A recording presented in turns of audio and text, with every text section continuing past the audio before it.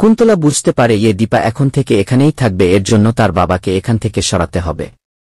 রাত্রিবেলা কুন্তলা তার বাবাকে সরিয়ে নিতে যেতে লাগলে দীপার আর রূপার হাতে ধরা পড়ে।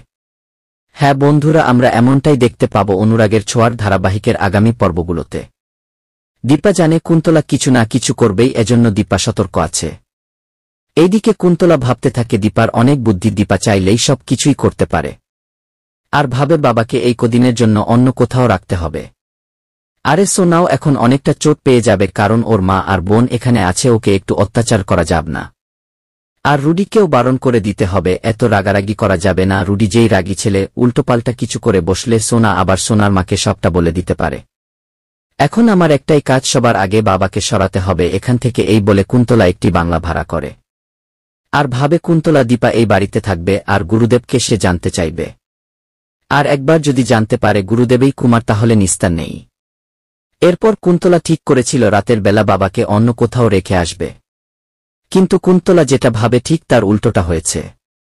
কারণ দীপা জানালা দিয়ে দেখতে পায় একটি সাদা কাপড় পরা লোক কুন্তলার সাথে কোথায় যাচ্ছে। তারপরে দীপার রূপাকে বলে, দেখ রূপাকে যেন পালিয়ে যাচ্ছে, তাড়াতাড়ি চল, আমাদের তাকে ধরতে হবে। এরপরে দীপা আর রূপা কুন্তলা আর কুমারকে হাতে নাতে ধরে ফেলে। তো বন্ধুরা, তোমরাও এটা চাও তো যে মাঝরাতে কুন্তলা দেবী তার বাবাকে অন্য কোথাও পাঠাতে লাগলে দীপা আর রূপা হাতে নাতে ধরে ফেলে? কমেন্ট করে জানাতে ভুলো না।